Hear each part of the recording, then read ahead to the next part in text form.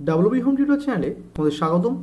আজ আমি তোমাদের অষ্টম শ্রেণীর গণিত বিষয়ের মডেল অ্যাক্টিভিটি টাস্ক পার্ট 4 ও পার্ট 5কে একটি ভিডিওর মাধ্যমে কভার করার চেষ্টা করেছি। তো আশা রাখছি ভিডিওটি তোমরা শেষ পর্যন্ত দেখবে, তবেই পার্ট 4 এবং পার্ট 5-এর প্রত্যেকটি অঙ্ক তোমরা খুব সহজেই বুঝতে পারবে। তো পার্ট 4-এর একের অঙ্ক কি বলছে দেখো, -2/3 একটি অখণ্ড সংখ্যা, ধনাত্মক পূর্ণ সংখ্যা, মূলদ সংখ্যা নাকি স্বাভাবিক সংখ্যা, এদের মধ্যে কোন অপশনটি সঠিক আমাকে নির্বাচন করতে হবে। তো প্রথমেই দেখো অখণ্ড সংখ্যা। অখণ্ড সংখ্যা হিসেবে আমরা জানি 0, 1, 2, 3, 4 এভাবে চলতে থাকে, অর্থাৎ -2/3 অখণ্ড সংখ্যা হবে না, অর্থাৎ এই অপশনটি হচ্ছে না। বি অপশনটি কি বলছে, ধনাত্মক পূর্ণ সংখ্যা। তো এখানে ধনাত্মক কথাটির অর্থ কি, প্লাস চিহ্ন থাকতে হবে, কিন্তু এখানে আছে কি মাইনাস, অর্থাৎ বি অপশনটিও হচ্ছে না। সি অপশনটি কি বলছে, মূলদ সংখ্যা। মূলদ সংখ্যার সংজ্ঞা হিসেবে আমরা জানি যে কোনো বাস্তব সংখ্যাকে p/q আকারে লেখা গেলে তাকে মূলদ সংখ্যা বলা যায়। তাহলে 2/3 একটি কি মূলদ সংখ্যা, কারণ 2/3কে p/q আকারে লেখা যায়, যেখানে p এর মান কত 2, q এর মান কত 3। তাহলে এখানে সি অপশনটি হচ্ছে সঠিক। এখন 2 অঙ্কটি কি বলছে দেখো, একটি আয়তকার চিত্র দেওয়া আছে, এর দৈর্ঘ্য এর মান দেওয়া আছে 2x² + x মিটার এবং প্রস্থর মান দেওয়া আছে x - 3 মিটার। তো কোশ্চেন বলছে চিত্রে আয়তক্ষেত্রাকার জায়গাটির দৈর্ঘ্য এবং প্রস্থের পরিমাপ থেকে ক্ষেত্রফলের পরিমাপে রাশিটির x এর সহগ হলো 2, 1, -6 নাকি -3। তো প্রথমে আমাদের এই আয়তকার চিত্রের দৈর্ঘ্য ও প্রস্থের মান দেওয়া আছে, এখান থেকে আমাকে ক্ষেত্রফলের মানকে নির্ণয় করতে হবে। সেই ক্ষেত্রফলে x এর সহগ কত সেটা আমাদের নির্ণয় করতে হবে। তো প্রথমে আমরা লিখে নিয়েছি আয়তক্ষেত্রাকার জমিটির দৈর্ঘ্য 2x² + x মিটার এবং প্রস্থ x - 3 মিটার। এখন তাহলে ক্ষেত্রফল কি হবে, যেহেতু এটা জমিটা আয়তক্ষেত্রাকার, তো এর ক্ষেত্রফল নির্ণয়ের সূত্র আমরা জানি দৈর্ঘ্য ইন্টু প্রস্থ। তো দৈর্ঘ্যের মান দেওয়া আছে কত, 2x² + x, তো দৈর্ঘ্যের জায়গায় আমরা 2x² + x কে লিখে নিয়েছি, ইন্টু প্রস্থের মান দেওয়া আছে x - 3 মিটার, তো প্রস্থের জায়গায় আমরা x - 3 কে লিখে নিয়েছি। আর ক্ষেত্রফলের একক কি হয়, বর্গমিটার, তো সেটা লিখে নিয়েছি। এখন দেখো 2x² + x কে দিয়ে x - 3 কে গুণ, তো এর অর্থ কি, 2x² দিয়ে একবার x - 3 কে গুণ করব, প্লাস x দিয়ে একবার x - 3 কে গুণ করব, তো সেভাবে আমরা লিখেছি। এখন 2x² দিয়ে x - 3 কে গুণ, তাহলে কি হবে, 2x² দিয়ে একবার x কে, 2x² দিয়ে একবার 3 কে গুণ, তাহলে 2x² × x কি হবে, 2x³ minus 3 × 2 = 6 x² plus x গুণ x কি হবে, x² প্লাস মাইনাসে মাইনাস 3 × x 3x। এখন 2x³ যেমন ছিল বসিয়ে রাখলাম। দেখো এই x² এর চিহ্ন প্লাস, এই x² এর চিহ্ন মাইনাস, তো আলাদা চিহ্ন থাকলে আমরা জানি যে বড় তার চিহ্ন বসে যায়, যেহেতু -6 বড়, তো মাইনাস বসে গেল, আর বড় থেকে ছোট সংখ্যাটি বিয়োগ হয়ে যায়। তো 6টা x² থেকে একটা x² কে বিয়োগ করলে কি পাই, 5টা x², আর এখানে -3x আছে, 3x বসে গেল। এখন বলছে এখান থেকে x এর সহগ কত হবে, তো x এর সহগ মানে কি, x এর সঙ্গে যে সংখ্যাটি গুণ থাকে সেটাই x এর সহগ, তাহলে x এর সহগ কি -3, তাহলে এখানে ডি অপশনটি হবে সঠিক। এখন 3 অঙ্ক কি বলছে দেখো, নিচের প্রতি জোড়া সম্পর্কগুলির মধ্যে সঠিক জোড়া সম্পর্কটি হলো কোনটি। তো প্রথম অপশন দেওয়া আছে a + b = b + a, R a - b = b - a। এখন জেনে রাখা দরকার কোন সংখ্যার চিহ্ন সংখ্যাটির আগে থাকে। তো এখানে এর চিহ্ন কি আছে প্লাস, বির চিহ্ন আছে প্লাস, তো এখানেও আছে বির চিহ্ন প্লাস, এর চিহ্ন প্লাস, তাহলে a + b = b + a এটা হবে। কিন্তু a - b = b - a কোনোভাবেই সম্ভব নয়, কারণ কি, এখানে এর চিহ্ন আছে প্লাস, কিন্তু এখানে এর চিহ্ন হয়ে গেছে মাইনাস, তাই এ অপশনটি হচ্ছে না। এখন অপশন বি কি বলছে দেখো, a × b = b × a। দেখো a × b কে যদি আমরা গুণ করি তাহলে কি পাবো, ab, আর b × a কে যদি আমরা গুণ করি তাহলে ba পাবো, যেটাকে আমরা ঘুরিয়ে বলতে পারি ab।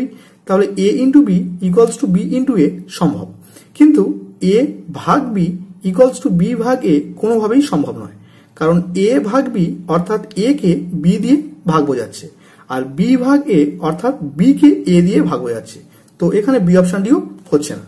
তো এখন সি অপশন দেখো, a + b = b + a, এটা সম্ভব, কারণ এর চিহ্ন প্লাস, এর চিহ্ন প্লাস, এখানে আছে এর চিহ্ন প্লাস, এর চিহ্ন প্লাস, তাহলে এটা সম্ভব। কিন্তু a ভাগ b = b ভাগ a কোনোভাবেই সম্ভব নয়, কারণ এখানে এ কে বি দিয়ে ভাগ বোঝাচ্ছে, কিন্তু এক্ষেত্রে বি কে এ দিয়ে ভাগ বোঝাচ্ছে, অর্থাৎ সি অপশানটিও হলো না। এখন ডি অপশান দেখো, এ ভাগ বি আর বি ভাগ এ কখনোই সমান নয়, আমরা আগে দেখেছি, তাই এটা নট ইকালস টু চিহ্ন দেওয়া আছে, অর্থাৎ এর মান আর এর মান একই হবে না। আর এখানে বলছে A minus B equals to B minus A, তো এটাও সম্ভব নয়, কারণ এর চিহ্ন মাইনাস, এর চিহ্ন মাইনাস, এর চিহ্ন প্লাস, কিন্তু এখানে আছে কি এর চিহ্ন মাইনাস, বির চিহ্ন প্লাস, তাহলে এটাও সম্ভব নয়, অর্থাৎ এখানে ডি অপশানটি সঠিক। এখন দুয়ের অঙ্কগুলো কি বলছে, সত্য কিংবা মিথ্যা সেটা আমাদের লিখতে হবে। তো 2-1 বলছে একটি ঘনকের দৈর্ঘ্য ওয়াই মিটার হলে উহার আয়তন হবে 3y মিটার। তো এখানে উত্তর কি হবে, প্রদত্ত বিবৃতিটি মিথ্যা। কারণ কি, যেহেতু ঘনকটির বাহুর দৈর্ঘ্য ওয়াই মিটার এটা দেওয়া আছে, আর উত্তর চেয়েছে কি উহার আয়তন, তো ঘনকটির আয়তন নির্ণয়ের সূত্র আমরা কি জানি, বাহুর কিউব। তো বাহুর মান যদি ওয়াই হয় তাহলে আয়তন কি হবে, ওয়াই এর কিউব ঘনমিটার, কিন্তু অঙ্কে দেওয়া আছে আয়তন 3y মিটার, তাহলে এখানে কি হবে, প্রদত্ত বিবৃতিটি মিথ্যা। এখন 2 অঙ্ক কি বলছে দেখো, বলছে চিত্রে ও এ লম্ব ও বি, অর্থাৎ ও এ ও বির উপর লম্ব, এবং কোণ এ ও বি কে সমদ্বিখণ্ডিত করলে যে দুটি কোণ উৎপন্ন হয় তারা পরস্পরের পূরক কোণ। তো এটা হবে উত্তর কি, প্রদত্ত বিবৃতিটি সত্য। তো কি বলছে, কোণ এ ও বি, অর্থাৎ এই কোণকে যদি আমরা সমদ্বিখণ্ডিত করি, অর্থাৎ সমান দুভাগে ভাগ করি, তাহলে যে দুটো কোণ উৎপন্ন হয় তারা পরস্পর পূরক কোণ। তো পূরক কোণের সংজ্ঞা হিসাবে আমরা জানি, দুটি কোণের সমষ্টি 90 ডিগ্রি হলে একটিকে অপরটির পূরক কোণ বলে। তো এই কোণকে আমরা যদি সমদ্বিখণ্ডিত করি তাহলে যে দুটো কোণ উৎপন্ন হবে এদের যোগফল কি হবে, 90 ডিগ্রি, তাই আমরা লিখেছি প্রদত্ত বিবৃতিটি সত্য। এখন 3 প্রশ্ন কি বলছে দেখো, একটি সরলরেখার বাইরের কোনো বিন্দু দিয়ে ওই সরলরেখার সমান্তরাল অসংখ্য সরলরেখা আঁকা যায়। এখানে উত্তর হবে প্রদত্ত বিবৃতিটি মিথ্যা। এখন 3 প্রশ্ন কি বলছে দেখো, একটা ছক দেওয়া আছে, এখানে বলছে খেলা আর খেলা পছন্দ করা ছাত্রছাত্রীর সংখ্যা। তো ক্রিকেট পছন্দ করে 60 জন, ফুটবল পছন্দ করে 30 জন, ব্যাডমিন্টন পছন্দ করে 10 জন। এখন কোশ্চেন দিয়েছে পাইচিত্রে যে বৃত্তকলাগুলি তথ্যটির অংশগুলিকে বোঝাবে সেই বৃত্তকলাগুলির কেন্দ্রীয় কোণগুলি নির্ণয় করো এবং তথ্যটির পাইচিত্র অঙ্কন করো। তো প্রথমেই আমরা লিখে নিয়েছি মোট ছাত্রছাত্রীর সংখ্যা কত হবে, 60 + 30 + 10, তাহলে কত হবে 100। এখন আমরা ক্রিকেট খেলার কেন্দ্রীয় কোণ নির্ণয় করব। তো এর অ্যান্সার কিভাবে লিখতে হয় দেখো, ক্রিকেট খেলার মান অর্থাৎ 60 / মোট যোগফল। তো মোট যোগফল পেয়েছি কত, 100, ইন্টু কেন্দ্রীয় কোণ নির্ণয় করতে চাইলে প্রতি ক্ষেত্রে আমরা 360 দিয়ে গুণ করব। তাহলে এখন এই শূন্য পরস্পর কাটলো, আর এই শূন্য পরস্পর কাটলো। তো 6 দিয়ে 36কে গুণ করলে কি পাই, 216 ডিগ্রি, অর্থাৎ ক্রিকেট খেলার কেন্দ্রীয় কোণের মান আমরা 216 ডিগ্রি পেলাম। নেক্সট কি, ফুটবল খেলার কেন্দ্রীয় কোণ। তো ফুটবলের মান কত ছিল, 30, তো 30 / টোটাল, তো টোটাল কত 100, ইন্টু কেন্দ্রীয় কোণের জন্য 360 দিয়ে গুণ, তাহলে এই শূন্য পরস্পর কাটলো। তো 3 দিয়ে 36 গুণ করলে কি পাবো, 108 ডিগ্রি। একই রকম ভাবে ব্যাডমিন্টন খেলার কেন্দ্রীয় কোণ তাহলে কি হবে, 10 / 100 ইন্টু 360, তাহলে একটা করে শূন্য ক্যান্সেল হলো, তাহলে 36 1 36। তাহলে ক্রিকেট খেলার কেন্দ্রীয় কোণ পেলাম 216 ডিগ্রি, ফুটবল খেলার কেন্দ্রীয় কোণ পেলাম 108 ডিগ্রি, ব্যাডমিন্টন খেলার কেন্দ্রীয় কোণ পেলাম 36 ডিগ্রি। তো এটাকে আমরা পাইচিত্রের আকারে এভাবে প্রকাশ করব। তো তোমরা প্রত্যেকে কম্পাসের সাহায্যে একটি বৃত্ত অঙ্কন করবে এবং চাঁদা দিয়ে প্রত্যেকটি কোণের মান লিখে নেবে। তো 216 জায়গায় লিখবে ক্রিকেট, 36 ডিগ্রির জায়গায় লিখবে ব্যাডমিন্টন, 108 ডিগ্রির জায়গায় লিখবে ফুটবল। এখন 4-1 প্রশ্ন কি বলছে দেখো, x/2 = 1/2x + 1 হলে x³ - 1/x³ এর মান নির্ণয় করো। তো প্রথমেই আমরা x/2 = 1/2x + 1 যেমন ছিল লিখে নিয়েছি। তো এখান থেকে আমরা x/2 আর এই প্লাস 1/2x ডান দিক থেকে বাঁ দিকে আসলে কি হবে, -1/2x ইকুয়ালস টু কি হবে, তাহলে এদিকে 1 আছে। এখন আমরা এখান থেকে 1/2 কে কমন নিতে পারি। তো কমন নিলে এখানে কে পড়ে থাকবে, x মাইনাস এখান থেকে 1/2 কমন নিলে কে পড়ে থাকবে, 1/x ইকুয়ালস টু কি হবে, 1। এখন যদি এই 1/2 কে আমরা ডান দিকে আনতে চাই তাহলে কি হবে, 1 ইন্টু 1/2 উল্টে গিয়ে কি হবে, 2/1। তাহলে বাঁ দিকে থাকলো কি, x - 1/x, তাহলে এই এক পরস্পর কাটলে কি হবে, 2। তাহলে x মাইনাস 1/x এর মান আমরা কি পেলাম 2। এখন x কিউব মাইনাস 1/x কিউবের মান নির্ণয় করতে হবে। তো x কিউবকে আমরা লিখতে পারি কি x এর হোল কিউব মাইনাস 1/x কিউবকে লিখতে পারি 1/x এর হোল কিউব। এখন দেখো a কিউব মাইনাস b কিউবের সূত্র পড়ে যাচ্ছে। তো a কিউব মাইনাস b কিউবের সূত্র আমরা কি জানি a minus b whole cube plus 3ab into a minus b। তো এটাকে আমরা a ধরেছি, এটাকে b ধরেছি, তাহলে a মাইনাস b মানে কি x মাইনাস 1/x পুরোটা হোল কিউব প্লাস 3ab, তাহলে 3 into a into b into a minus b, তাহলে x মাইনাস 1/x। এখন এই x পরস্পর কেটে যাবে, তাহলে x মাইনাস 1/x এর মান আমরা কি জানি 2। তো এখানে x মাইনাস 1/x এর জায়গায় আমরা 2 লিখেছি, তো 2 কিউব প্লাস 3 1 3 ইন্টু আবার এর মান কত 2, তো 3 2 6, 2 এর কিউব কত 8, 8 6 যোগ করলে কি হয় 14। তাহলে x কিউব মাইনাস 1/x কিউবের মান কি পেলাম 14। এখন 4-এর 2 এর অঙ্ক কি বলছে দেখো, ভাগ করো m square minus 5m plus 5কে m মাইনাস 3 দিয়ে। তো প্রথমে আমরা m মাইনাস 3 কে দিয়ে m square minus 5m plus 6 কে ভাগ লিখেছি। এখন m এর সঙ্গে m গুণ করলে তবেই হয় m স্কোয়ার। তো প্রথমে আমরা m দিয়ে পুরো রাশিকে গুণ করব। তো m স্কোয়ার মাইনাস 3 গুণ m 3m। এখন আমরা যদি বিয়োগ করি তাহলে এর চিহ্ন ছিল প্লাস হয়ে গেল মাইনাস, তো এখানে মাইনাস ছিল হয়ে গেল প্লাস। এখন দেখো plus m square minus m square পরস্পর কেটে গেল। এখন এই m এর চিহ্ন কি আছে মাইনাস, এই m এর চিহ্ন কি আছে প্লাস। যদি আলাদা চিহ্ন থাকে আমরা জানি যে বড় তার চিহ্ন বসে যায়, তাই 5 বড়, তাই 5 এর চিহ্ন কি মাইনাস বসে গেল, আর বড় থেকে ছোটটা বিয়োগ হয়ে যায়। অর্থাৎ 5টা m থেকে 3টে m কে বিয়োগ করলে কি হয় 2m, তো 2m লিখেছি প্লাস 6। এখন আমাদের আনতে হবে কি -2 দিয়ে m কে গুণ, অর্থাৎ -2m আমাদেরকে আনতে হবে। তো -2 দিয়ে পুরোটাকে গুণ করলে কি পাবো -2 গুণ m -2m, মাইনাসে মাইনাসে প্লাস 3 2 6। এখন যদি আমরা বিয়োগ করি অর্থাৎ এর চিহ্ন ছিল মাইনাস হয়ে গেল প্লাস, এর ছিল প্লাস হয়ে গেল মাইনাস, তাহলে -2m প্লাস 2m পরস্পর কেটে গেল, প্লাস 6 মাইনাস 6 পরস্পর কেটে গেল। তাহলে আমরা ভাগশেষ কি পেলাম 0, তাই কি লিখে নিয়েছি অতএব নির্ণীয় ভাগফল m-2 এবং ভাগশেষ 0। তো এই ছিল পার্ট 4 এর 4টি প্রশ্নের সঠিক অ্যান্সার। তো পার্ট 5 এর প্রথম প্রশ্ন কি বলছে দেখো, দুটি পরস্পরচ্ছেদী সরলরেখার একজোড়া বিপ্রতীপ কোণ পরস্পর পূরক হলে অপর জোড়া বিপ্রতীপ কোণ দুটির প্রত্যেকটির মান হবে 180 ডিগ্রি, 45 ডিগ্রি, 90 ডিগ্রি নাকি 135 ডিগ্রি। তো এখানে সঠিক অপশন হবে ডি, অর্থাৎ 135 ডিগ্রি।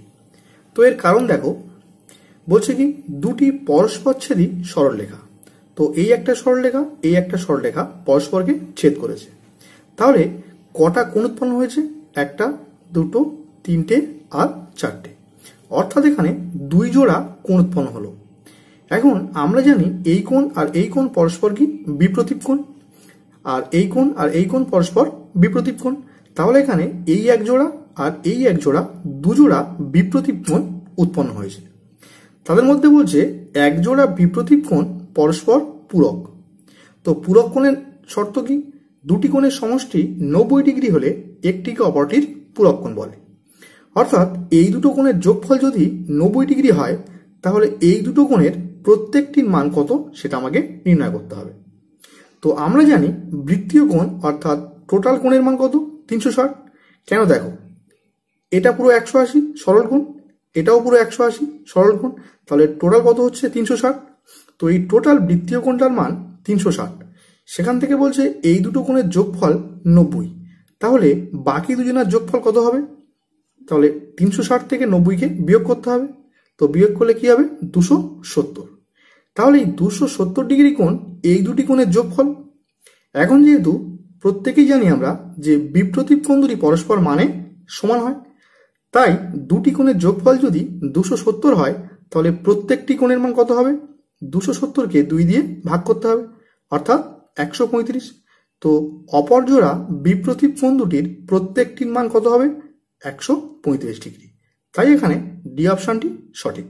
এখন 2 এর অঙ্ক কি বলছে দেখো, দূরত্ব স্থির থাকলে যদি গতিবেগ দ্বিগুণ হয় তাহলে সময় অর্ধেক হবে, দ্বিগুণ হবে, অপরিবর্তিত থাকবে নাকি 3 গুণ হবে? তো এখানে সঠিক অপশান হবে এ, অর্থাৎ অর্ধেক হবে। তো এর কারণ দেখো, আমরা জানি দূরত্ব ইকুয়ালস টু কি? গতিবেগ ইন্টু সময়। তো এখান থেকে আমরা যদি সময়ের মানকে নির্ণয় করতে চাই, তাহলে এই দূরত্বর নিচে গতিবেগটা নেমে যাবে। তাহলে সময় নির্ণয়ের সূত্র কি? দূরত্ব ডিভাইডেড বাই গতিবেগ। এখন যদি আমরা ধরে নিই কোনো একটি দূরত্ব 20 কিমি আর এক ব্যক্তির গতিবেগ দেওয়া আছে 5 কিমি পার ঘন্টা, অর্থাৎ 1 ঘন্টায় যায় 5 কিমি, তাহলে 20 কিমি পথ যেতে ব্যক্তিটির কত সময় লাগবে? তাহলে সময় অর্থাৎ টি ইকুয়ালস টু, তাহলে নির্ণয় কি? সূত্র কি? দূরত্ব বাই গতিবেগ। তো দূরত্বর মান কত? 20 কিমি। তো 20 ডিভাইডেড বাই গতিবেগ কত? 5 কিমি পার ঘন্টা। তো 20 বাই 5, তো 5 4 20, তাহলে ব্যক্তির সময় লাগছে কত? 4 ঘন্টা। এখন যদি আমরা গতিবেগকে দ্বিগুণ করি, তাহলে 20 ডিভাইডেড বাই গতিবেগ ছিল কত? 5, তাকে আমরা দ্বিগুণ করেছি, অর্থাৎ 2 দিয়ে গুণ করেছি। তাহলে সময় কত লাগছে দেখো, 20 ডিভাইডেড বাই 5 2 10, তো 10 দিয়ে 20 ভাগ করলে কি হবে? 2, তাহলে 2 ঘন্টা। তো প্রথম ক্ষেত্রে সময় লেগেছিল 4 ঘন্টা, দ্বিতীয় ক্ষেত্রে সময় লাগছে 2 ঘন্টা, অর্থাৎ প্রথম ক্ষেত্রে যা সময় লাগছে তার অর্ধেক। তাই এখানে অপশান এ সঠিক। এখন 3 প্রশ্ন কি বলছে দেখো, 20 জন একটি কাজ 8 দিন করে, 10 জন ওই কাজটির 1/2 অংশ করবে 32 দিনে, 8 দিনে, 10 দিনে নাকি 2 দিনে? তো এখানে সঠিক অপশান হবে বি, অর্থাৎ 8 দিনে। তো এর কারণ দেখো, প্রথমেই আমরা ধরেছি সম্পূর্ণ কাজটি 1 অংশ। এখন 3টে ছক টেনে নেবে, লোক সংখ্যা, কাজের পরিমাণ আর দিন সংখ্যা। তো প্রথম লাইনে দেওয়া আছে 20 জন লোক একটি কাজ 8 দিনে করে, অর্থাৎ 20 জন লোক কাজটির সম্পূর্ণ অংশ করে 8 দিনে। যেহেতু সম্পূর্ণ কাজের মান কত ধরেছি আমরা? 1, তাহলে 20 জন লোক 1 অংশ কাজ করে 8 দিনে। তাহলে 10 জন লোক, তো লোকের ঘরে আমরা 10 লিখেছি, কাজটির 1/2 অংশ অর্থাৎ হাফ কত দিনে করবে? তো এক্ষেত্রে দেখো, প্রথমে আমরা লোক সংখ্যার সঙ্গে দিন সংখ্যা তুলনা করব, নেক্সট বার কাজের পরিমাণের সঙ্গে দিন সংখ্যাকে তুলনা করব। তো প্রথমে দেখো, লোক সংখ্যা ছিল 10, ছিল 20, হয়েছে 10, তাহলে কি কমছে? তাই আমরা অ্যারো চিহ্ন নিচের দিকে দিলাম। তো এর সঙ্গে আমরা দিন সংখ্যাকে তুলনা করব। তো 20 জন লোকের একটা কাজ করতে 8 দিন সময় লাগে, তাহলে 10 জন লোকের কাজটা করতে কি হবে? নিশ্চয়ই বেশি দিন সময় লাগবে। তো এদিকে কমছে, এদিকে কি হচ্ছে? বাড়ছে। তাই দিন সংখ্যার সঙ্গে লোক সংখ্যার ব্যস্ত সম্পর্ক তোমরা লিখে নিয়েছি, নির্ণীয় দিন সংখ্যা ইকুয়ালস টু 8 ইন্টু, যদি ব্যস্ত সম্পর্ক হয় যেমন ছিল ভগ্নাংশের আকারে লিখে দেবো, অর্থাৎ 20 ডিভাইডেড বাই 10। তো 8 ইন্টু 20 ডিভাইডেড বাই 10 ইন্টু, এখন আমরা কাজের পরিমাণের সঙ্গে দিন সংখ্যাকে তুলনা করব। তো 1 অংশ কাজ করতে 8 দিন সময় লাগে, আর হাফ অংশ কাজ করতে নিশ্চয়ই কম দিন সময় লাগবে। তো এদিকেও কমছে, এদিকেও কমছে, তাহলে এরা পরস্পর কি? সরল সম্পর্ক। তো সরল সম্পর্ক হলে কি হয়? উল্টে যায়, অর্থাৎ 1/2 ডিভাইডেড বাই 1 হয়ে যাবে। যেহেতু 1/2 এর নিচে 1-এর কোনো দাম নেই, তাই আমরা একটাকে লিখলাম না, শুধুমাত্র 1/2 লিখলাম। তো এখন এই শূন্য পরস্পর কেটে গেল, এই 2 পরস্পর কাটলো, এই 1 পরস্পর কাটলো, তাহলে উত্তর কি হলো? 8 দিন। তাই এখানে বি অপশানটি সঠিক। এখন 4 প্রশ্ন কি বলছে দেখো, 80 টাকার 5% ইকুয়ালস টু 400 টাকা, 16 টাকা, 4 টাকা নাকি 400%? তো এখানে সঠিক অপশান হবে সি, অর্থাৎ 4 টাকা। তো এর কারণ দেখো, 80 টাকার 5%, তো টাকার শব্দটিকে বিশ্লেষণ করলে কি হয়? টাকা ইন্টু এর, তো এর অর্থ কি? গুণ। তাই এখানে 80 টাকার 5% মানে 80 ইন্টু 5% মানে কি? 5 ডিভাইডেড বাই 100, অর্থাৎ এই পার্সেন্ট তুললে নিচে 100 দিয়ে ভাগ করতে হয়। তো এই শূন্য পরস্পর কাটলো, 5 দিয়ে 10 কাটলে কি হবে? 2, আর 2 দিয়ে 8 কাটলে কি হবে? 4, তাহলে ইকুয়ালস টু 4 টাকা, অর্থাৎ এখানে সি অপশানটা সঠিক। তো এখন 2 প্রশ্ন কি বলছে দেখো, সত্য মিথ্যা লেখো। তো 1 প্রশ্ন দেওয়া আছে 30 লিটার ডেটল জলে জল ও ডেটলের পরিমাণের অনুপাত 5:1, ইহাতে ডেটল আছে 25 লিটার। তো এর উত্তর হবে কি? প্রদত্ত বিবৃতিটি মিথ্যা। তো এর কারণ দেখো, 5:1 অনুপাতে 30 লিটার ডেটল জলের মধ্যে ডেটল আছে। দেখো অনুপাত দেওয়া আছে কি জল ও ডেটলের, অর্থাৎ জলের মান 5, ডেটলের মান 1। তাহলে যদি আমরা ডেটলের মানকে নির্ণয় করতে চাই তো 1 ডিভাইডেড বাই পুরোটার যোগফল, অর্থাৎ 5 আর 1 কত 6, ইন্টু টোটাল ডেটল জল তো কত 30 লিটার, তাই আমরা ইন্টু 30 লিখেছি। 6 দিয়ে 30 কাটলে কি হয় 5, তো 5 1 5 লিটার। তাহলে ডেটলের মান আমরা পেয়েছি কত 5 লিটার, কিন্তু অঙ্কে বলছে ডেটলের মান 25 লিটার, তাই এখানে প্রদত্ত বিবৃতিটি মিথ্যা। এখন 2 এর প্রশ্ন কি বলছে দেখো, 27x³ minus 343y³ সংখ্যামালাটি 3x - 7y দ্বারা বিভাজ্য। অর্থাৎ যদি এই রাশিমালাকে এই রাশিমালা দিয়ে ভাগ করা হয় তাহলে এখানে কোনো ভাগশেষ থাকবে না। তো এখানে উত্তর লিখে নেবে প্রদত্ত বিবৃতিটি সত্য। তো এর কারণ দেখো, 27x³ মাইনাস 343y³ এটাকে আমরা কি লিখতে পারি 3x এর হোল কিউব মাইনাস 7y এর হোল কিউব। তো এটা কিসের সূত্র a³ মাইনাস b³ এর সূত্র। তো a³ মাইনাস b³ এর সূত্র কি a মাইনাস b, তো 3x minus 7y into a square plus ab plus b square. তো a স্কোয়ার অর্থাৎ কি 3x এর হোল স্কোয়ার প্লাস ab, এটা a এটা b, তাহলে 3x into 7y plus b square অর্থাৎ 7y এর হোল স্কোয়ার। তো এখন 3x মাইনাস 7y 3x এর হোল স্কোয়ার, তাহলে 3 স্কোয়ার বা কি 9 আর x স্কোয়ার প্লাস 3 সাথে 21 x গুণ y xy প্লাস 7 স্কোয়ার 49 আর y স্কোয়ার। তো এই রাশিটিকে ভেঙে আমরা এটা পেলাম। তো এটাকে আমরা যদি 3x মাইনাস 7y দিয়ে ভাগ করি তাহলে কি হবে, উপর নিচে 3x মাইনাস 7y সম্পূর্ণরূপে কেটে যাবে, তাহলে এখানে কোনো ভাগশেষ থাকবে না, তাই আমরা প্রদত্ত বিবৃতিটি সত্য লিখেছি। এখন 3 এর প্রশ্ন দেখো, 2a² এবং 4ab² এর গসাগু হলো 4a² b²। তো এখানে লিখে নেবে প্রদত্ত বিবৃতিটি মিথ্যা। তো এর কারণ দেখো, 2a² আর 4ab² এটাকে আমরা পরপর লিখে নিয়েছি। এখন 2a² এটাকে ভাঙলে আমরা কি পাই 2 into a into a into b, আর 4ab² কে ভাঙলে আমরা কি পাই 2 into 2 into a into b into b।